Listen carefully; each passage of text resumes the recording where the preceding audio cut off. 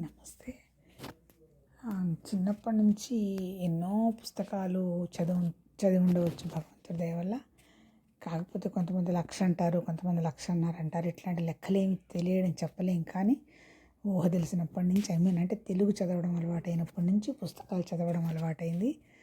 తర్వాత ఏ ఫేజ్లో అంటే లైఫ్లో ఏ ఫేజ్లో ఏ పుస్తకాలు అవసరం అవ్వడమో ఆ పుస్తకాలు చేతిలోకి రావడం, మన అనుభవాలని ఆ పుస్తకాల్లో బేరీ చేసుకొని భగవంతుడి దయ వల్ల జీవితం కంఫర్టబుల్గానే జరిగిపోయిందని చెప్పచ్చు.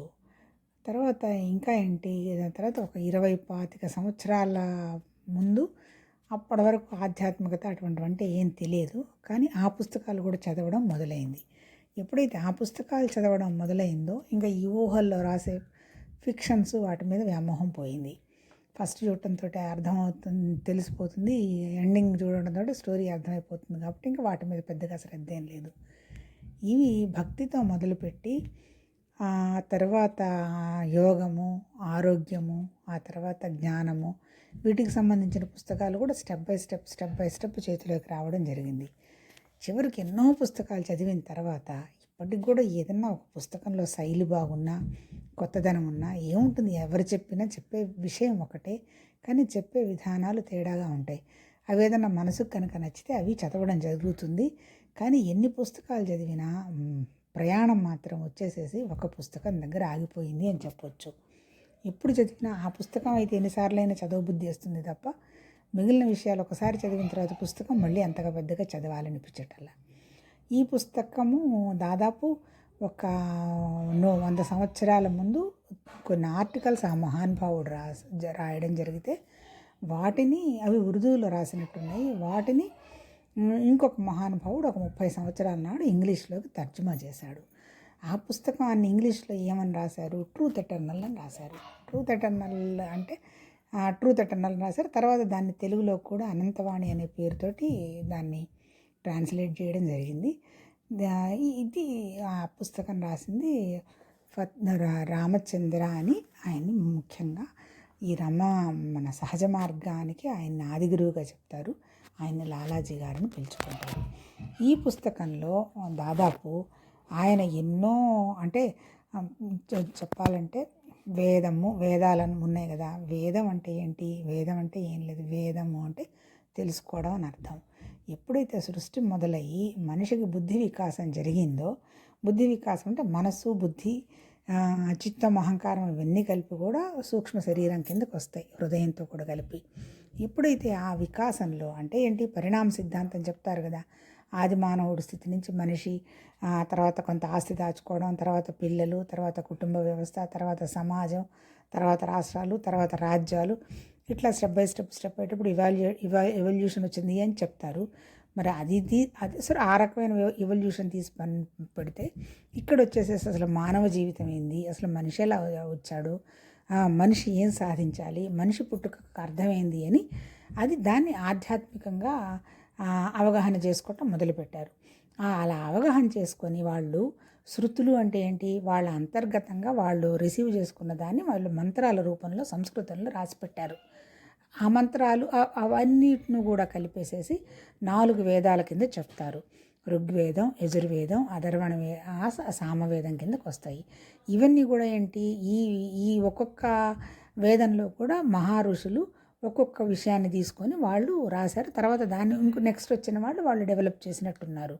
అల్టిమేట్గా ఏంటి, మొత్తం 1000 దాటిపోయినన్ని ఉపనిషత్తులు ఉన్నాయి.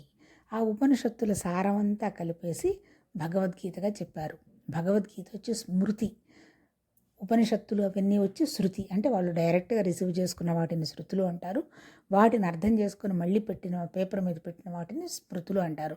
భగవద్గీత కూడా స్మృతే, కానీ శృతులని ఉపనిషత్తుల కింద వాటి కింద వస్తాయి. సో ఇలా దీన్నంతటిని వాళ్ళేమన్నారు అంటే జ్ఞానం అన్నారు. అల్టిమేట్ ఏంటి, దీన్ని అంటే ఏంటి, ఎట్లా సృష్టి వచ్చింది, ఎలా ఉంది, మనం ఏం చేయాలి, ఎందుకు వచ్చాము, మనం ఎట్లా అభివృద్ధి చెందాలి, ఇంతేనా, శరీరం రావడం పోవడమేనా, నిజంగా జన్మలు పునర్జన్మలు ఉన్నాయా, వీటన్నిటికి సంబంధించినటువంటి జ్ఞానం మొత్తం ఈ వేదాల్లో పొందుపరిచారు. ఇప్పుడు నేను చెప్పదలుచుకున్నది ఏంటంటే, ఈ మహానుభావుడు ఈ ఉపనిషత్తుల సారంతో పాటు ఇంకా చెప్పాలంటే 6000 సంవత్సరాల నాడే రామాయణ కాలాన్ని ఇతిహాస యుగం అంటారు. ఆ ఇతిహాసంలోనే జనకుడికి అష్టావక్ర గీత బోధించడం జరిగింది. తర్వాత వశిష్ఠుడు రాముడికి యోగ వాసిష్టం చెప్పారు. యోగ వాసిష్టం అంటే కూడా అల్టిమేట్గా దాన్ని జ్ఞాన వాసిష్టమే అంటారు. అంటే జ్ఞానానికి సంబంధించిన విషయమే. ఈ మొత్తాన్ని క్రోడీకరించి ఈ ట్రూత్ ఎటర్నల్ అనేటువంటి అంటే ఆర్టికల్స్ అన్ని రాశారు కదా, ఈ ఆర్టికల్స్ని మొత్తం వరుస ప్రకారంలో ఈ ట్రూత్ ఎటర్నల్ అనేటువంటి ఒక పుస్తకంగా వేయడం జరిగింది. చెప్పాను కదా, దీన్ని మహానుభావుడు దాన్ని ఇంగ్లీష్లోకి ట్రాన్స్లేట్ చేశారు, ఉర్దూలో రాసిన పుస్తకం. ఈ పుస్తకము అర్థం చేసుకోవటం కొంచెం కష్టమే. కాకపోతే మొత్తం అసలు ఏంటి మనిషి ఏంటి, అసలు జీవుడు అంటే ఎవరు, బ్రాహ్మణ్ అంటే ఎవరు, పరమాత్మ అంటే ఎవరు, ఆ తర్వాత భగవాన్ అంటే ఎవరు, ఆ తర్వాత అసలు జ్ఞానం అంటే ఏంటి, ఇది మొత్తము అసలు మరణం ఎట్లా జరుగుతుంది, అన్ని విషయాలు ఇందులో క్రోడీకరించడం జరిగింది. కాకపోతే ఈ పుస్తకాన్ని యాజ్ ఇట్ ఈజ్గా ఎంతవరకు మనము చెప్పగలమో తెలియదు, కానీ మన అవగాహనకు వచ్చినంత వరకు మాట్లాడుకుందాము. ఓకే, దీంట్లో ఈ పుస్తకానికి ముందు మాట మన ప్రస్తుతం ఉన్నటువంటి గురువుగారు అయినటువంటి ఆయన్ని మనం గౌరవంగా దాజీ అని పిలుచుకుంటాము, కమలేష్ పటేల్ గారు. ఆయన ముందు మాట రాశారు. ఆయన రాసిన ముందు మాట ప్రకారం ఈయన ఏం రాశారంటే, ఈ లాలాజీ గారి పుస్తకం కంప్లీట్గా దీన్ని ఒక సైన్స్గా చెప్పుకోవచ్చు. అంటే నెక్స్ట్ జనరేషన్కి ఇచ్చేటువంటి philosophy, psychology, sociology, natural sciences వీటన్నిటినీ చెప్తూ ఈయన చెప్పడం జరిగింది. ఈయన ఒక సైంటిస్ట్గా మనం చెప్పుకోవచ్చు ఈ ముందు తరాల వాళ్ళకి అనే విషయం చెప్తూ, ఈయన మన లాలాజీ గారు ఒక కొత్త పద్ధతి ప్రవేశపెట్టారు, ప్రాణాహుతి అని. ఈ ప్రాణాహుతి అనేది దాదాపు ఒక 72 జనరేషన్స్కు ముందు, అంటే ఇంకా చెప్పాలంటే ఇందాక చెప్పాను కదా 6000 సంవత్సరాల నాడే జనక మహారాజుకి బోధించినట్టుగా చెప్తారు ప్రాణాహుతి. ఈ ప్రాణాహుతిని తర్వాత నెక్స్ట్ వచ్చిన గురువు గారు బాపూజీ గారు దాన్ని డెవలప్ చేశారు. తర్వాత ఈ విషయం అంటే ఎక్కువ మన ఈ సహజ మార్గ సాధనలో ముఖ్యంగా చెప్పుకోవాల్సింది ఈ ప్రాణాహుతిని చెప్పుకోవచ్చు. ఇంకా ఏం చెప్పారు ఈ లాలాజీ గారి గురించి, ఆ తర్వాత కాన్షియస్ లెవెల్ గురించి అది కూడా చక్కగా ఎక్స్ప్లెయిన్ చేశారు. ఆ తర్వాత నాలెడ్జ్ అనేది మిడిల్ పోర్షన్ కిందకు వస్తుంది అని చెప్పడం జరిగింది.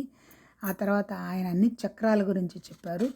తర్వాత ఈ చక్రాల్లో ఫస్ట్ మూలాధార చక్రం నుంచి శరీరం పడిపోయేటప్పుడు ముందు భూమితత్వం పడిపోతుంది, తర్వాత నీళ్ళతత్వం పడిపోతుంది, అగ్నితత్వం పడిపోతుంది, ఆ తర్వాత స్పర్శ తగ్గుతుంది, ఆ తర్వాత గొంతులో నుంచి వెళ్ళిపోయి పైన ఇక కళ్ళు వెనక్కి వెళ్ళిపోతాయి, తర్వాత కాలంలో కలిసిపోవడం జరిగిపోతుంది అని చక్కగా దీని గురించి కూడా ఆయన ఎక్స్ప్లెయిన్ చేశారు అని చెప్పారు. ఇంకేం చెప్పారు దాజీ గారు, తర్వాత ఆయన లాలాజీ గారు అసలు మన మాట ఎట్లా వచ్చింది, మాటల్లో దైవత్వం ఏంటి, తర్వాత మనం మాట్లాడేటప్పుడు పిచ్ పైకి వెళ్లకుండా కిందకి రాకుండా మనం ఎలా మాట్లాడాలి, అంటే అలా మాట్లాడగలిగినప్పుడు మనం ఎట్లా దైవత్వాన్ని ప్రసరింపచేస్తాము అనే విషయాన్ని కూడా ఆయన చెప్పారు అని మన దాజీ గారు చెప్పారు.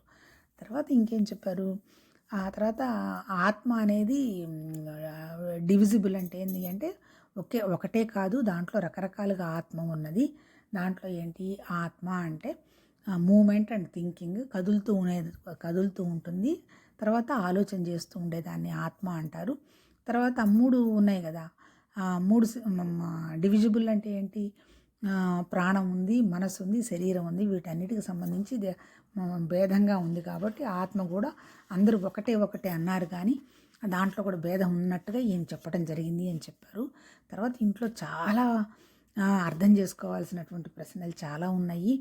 వాటిని ఈ పుస్తకం ప్రతిసారి నాకెప్పుడు డౌట్ వచ్చినా నేను ఈ పుస్తకం ఓపెన్ చేసి చూస్తాను అని దాజీ గారు చెప్పడం జరిగింది. అంటే ఈ పుస్తకం చాలా అద్భుతమైన పుస్తకం. తర్వాత ఈ పుస్తకాన్ని ట్రూత్ ఎటర్నల్ అన్నారు కాబట్టి మనమేమందాం అనుకుంటున్నాము అంటే సత్యం అనేది శాశ్వతమైనది అని అర్థం వచ్చేట్టుగా అనిపిస్తుంది.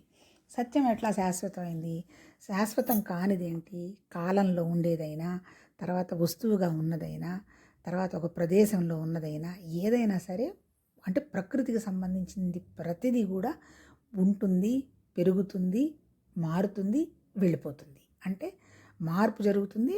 తర్వాత కాలంలో అంటే డిజాల్వ్ అయిపోతుంది. దాన్ని మహాప్రళయం వస్తేనేమో అందరూ వెళ్ళిపోతారు. లేకపోతే విడిగా ఉంటే ఏ జీవికి ఆ జీవి పుడుతుంది, కొన్నాళ్ళు పెరుగుతుంది, తర్వాత వృద్ధాప్యం వస్తుంది, తర్వాత మళ్ళీ కాలంలో కలిసిపోతుంది. అట్లా కాలంలో కలిసిపోకుండా ఏదైతే ఉన్నదో దాన్ని సత్యంగా చెప్తారు. అది శాశ్వతమైంది. ఎందుకు సత్యం శాశ్వతమైంది? దానికి రూపం లేదు, నామం లేదు, గుణాలు లేవు, తర్వాత మార్పులు లేవు, పెరగదు, తరగదు, సామాన్యంగా ఉంటుంది. మొత్తము ప్రతి విషయము ఆ శక్తిలో నుంచి వచ్చింది. అందువల్ల సత్యం ఉన్నది, అది శాశ్వతంగా ఉన్నది. అంతే. అదే జ్ఞానం ఉన్నది, తర్వాత స్థితి ఉన్నది, ఆనందం ఉన్నది. ఏమున్నది? ఉన్నదే ఉన్నది. అదే భగవతత్వం. అది చాలా శాశ్వతం.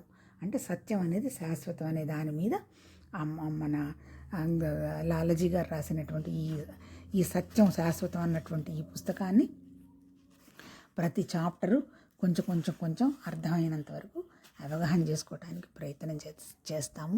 ఎందుకో ఎప్పటి నుంచో ఈ పుస్తకం మీద అంత అభిమానంగా ఉంటుంది. ఎన్నిసార్లు చదివినా ఏదో తెలియనిది కొత్త విషయం ఏదో అవగాహనకు వస్తూ ఉంటుంది.